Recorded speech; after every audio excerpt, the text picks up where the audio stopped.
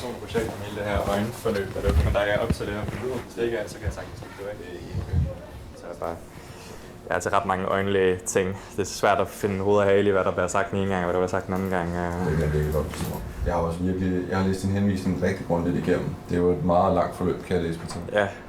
Og det er lidt som om, at på en eller anden måde kan det spores lidt tilbage, så dengang du blev lavet øjenoperation.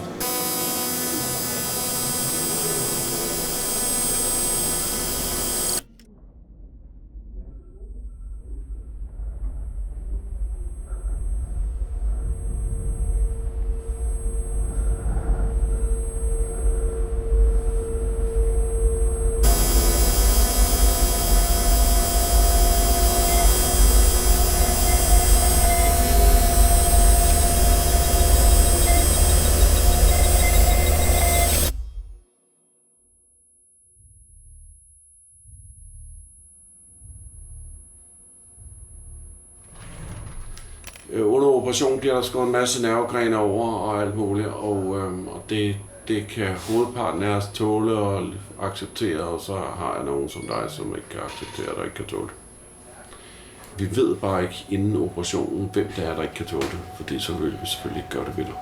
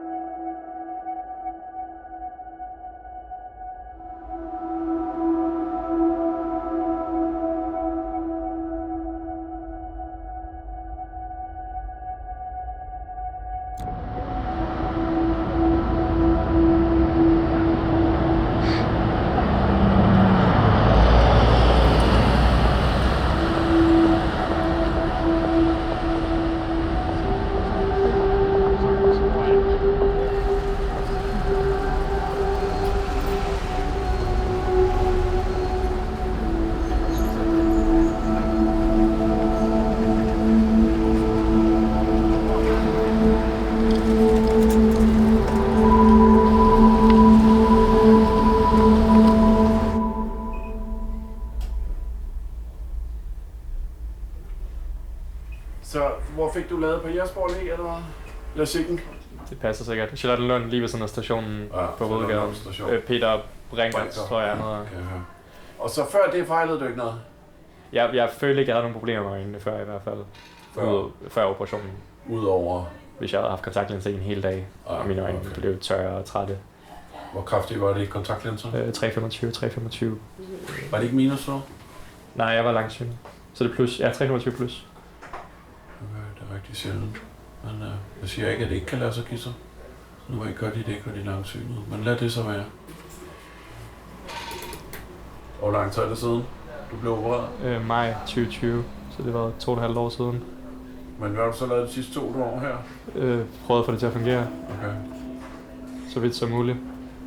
Med tiden skal du nok også få det bedre. Jeg ved godt, du siger, nu har gået 2 år.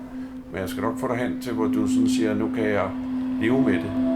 Jeg vil rigtig gerne kunne skrue tiden tilbage for dig. Og derfor så, det kan vi ikke, og derfor bliver vi bare nødt til at arbejde med de rammer, vi har nu, og så kigge fremad.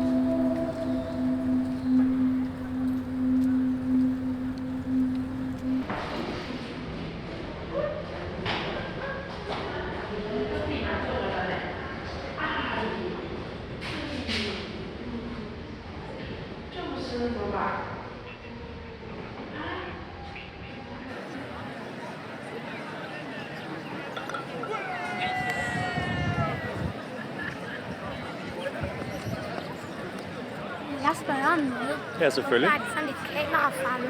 Hvad siger du? Hvorfor er der et kamera fremme? Jeg filmer bare lidt sollys og sådan noget. Vil du prøve at se, hvordan det ser ud? Det ser lidt mærkeligt ud. Kan du se det her? Kan du se det? Ja.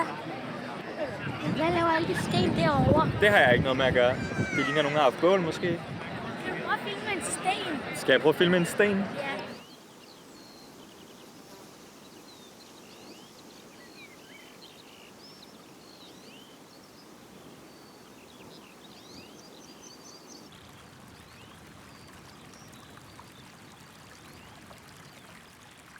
Har du ondt i dine øjne nu? Synes du, er de irriteret nu? Ja.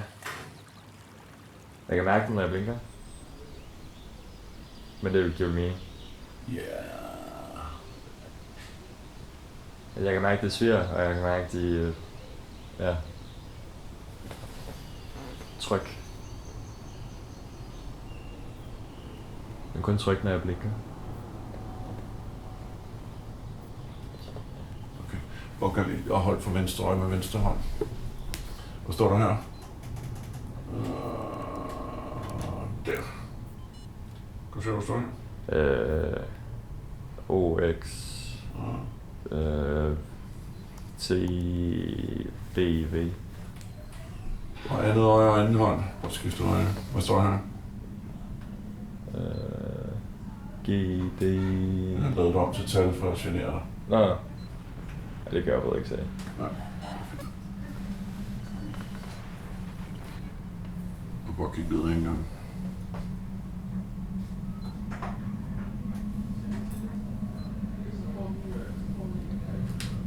Skal vi i hvert fald være bedre nu, eller give du?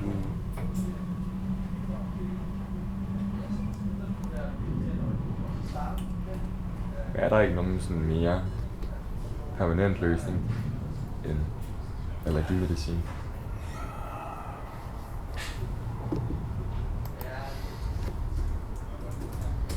Jeg ved ikke, hvad du har tænkt på at operere der og sådan nogle ting. Jeg ved det ikke. Altså. Jeg tror ikke, du skal. Jeg er med på det hele, til hjælper. Jeg tror det ikke rigtigt.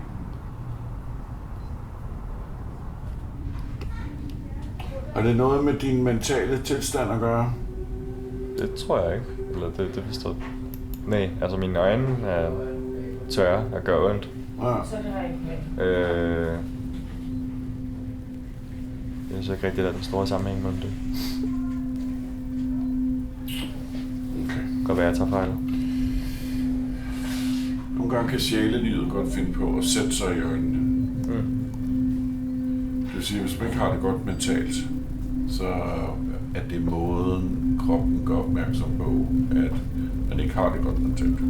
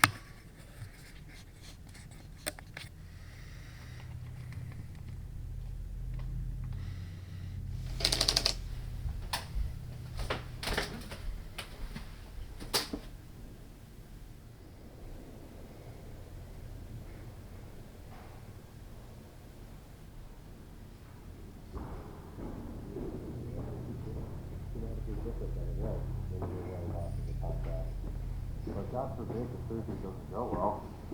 You will think about this every single day, 24/7, nonstop, and you will wish every single day you go back to your glasses or your contact lenses. And this is no joke.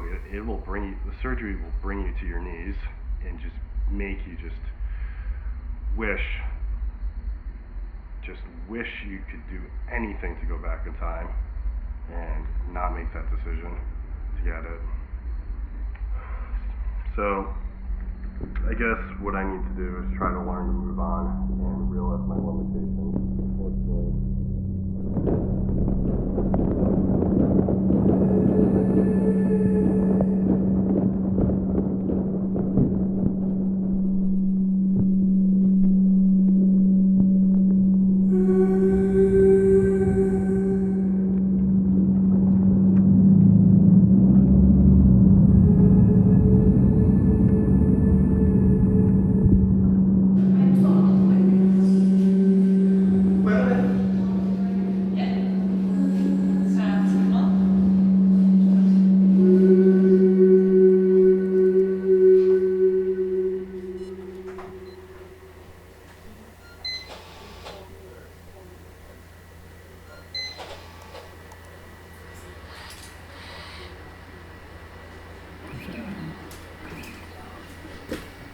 Sådan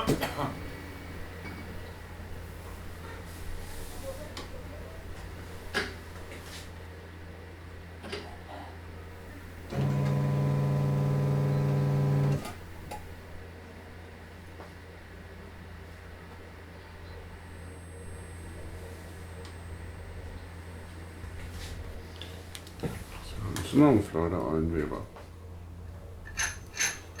Kvinderne ville være helt misundelige. Du får drukket nok med sådan noget, ikke? Jo, det tænker jeg i hvert fald. Jeg drikker meget vand. Får du også noget fisk? Ja, fiskoliepille. Stadig.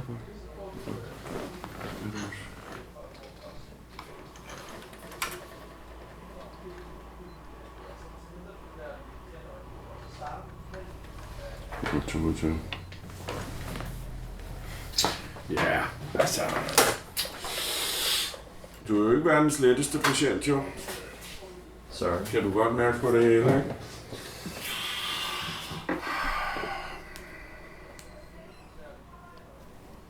Så giver vi dig serumdråber til at starte med.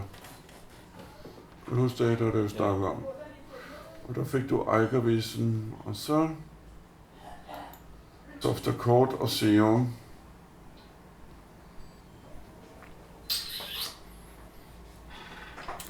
Der var ikke rigtig noget.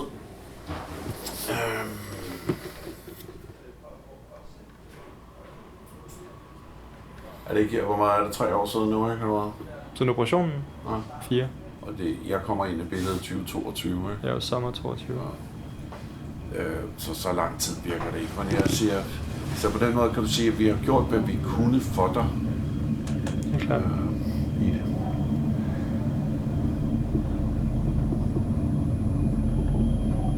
Så jeg kan ikke rigtig gøre mere for det hele tid.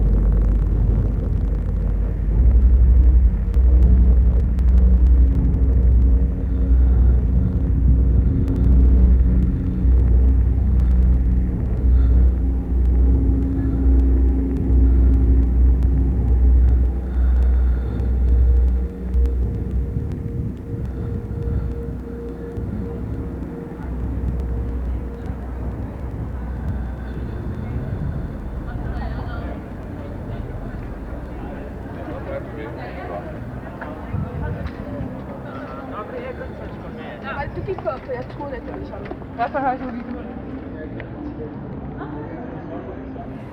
Har du haft andre som mig her?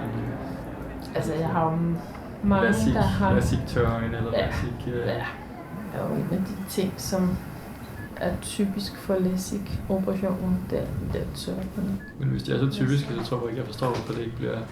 Ej, det er noget, du får at vide. Jo, men jeg tror bare, ja.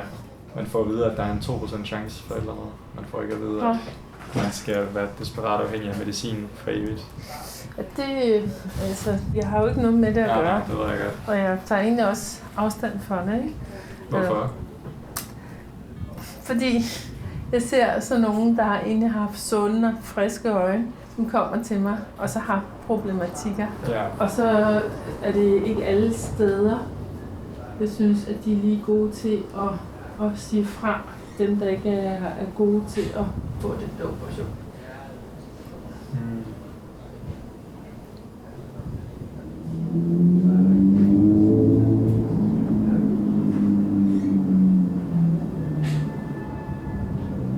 Jeg var også langsynet før operationen. Ja, og det er faktisk det aller værste. Det er de aller værste? Ja. Hvorfor? Der er et meget stort snit, når du går hen og laver en langsynsoperation. Og der er ikke så mange, der er så vilde med at lave langsynsoperationer, som nærsynsoperationen. Mm. Der er så nogen, der gør det. Der har jo penge i lortet. Ja. Det er hårde facts, men det er det.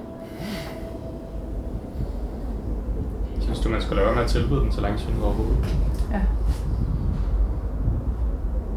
Så jeg skulle ikke have været tilbudt? Nej.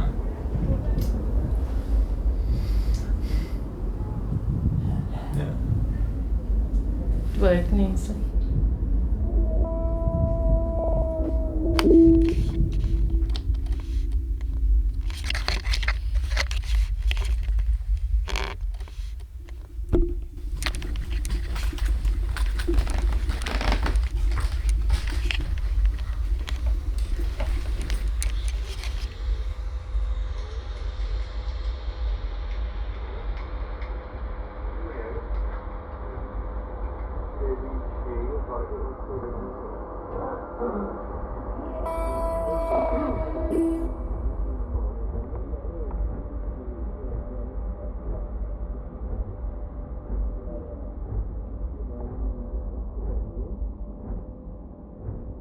Velkommen til DR. Forbrugerkontakt, tast 1.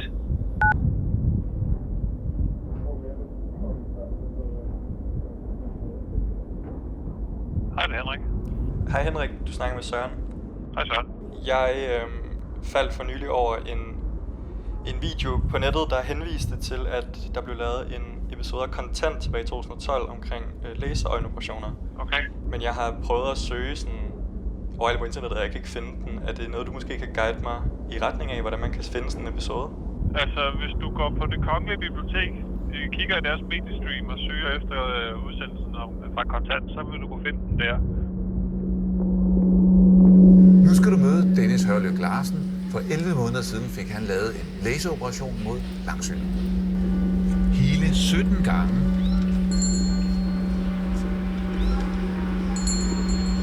Siden operationen for 11 måneder siden, er Dennis Hørløk gået ind gennem denne dør hos sin optiker for at blive undersøgt. Hej Michael. Hej Daniel. For efter at øjenlæge Peter Brinker har lavet laseroperationen, går det helt galt for Dennis' syn.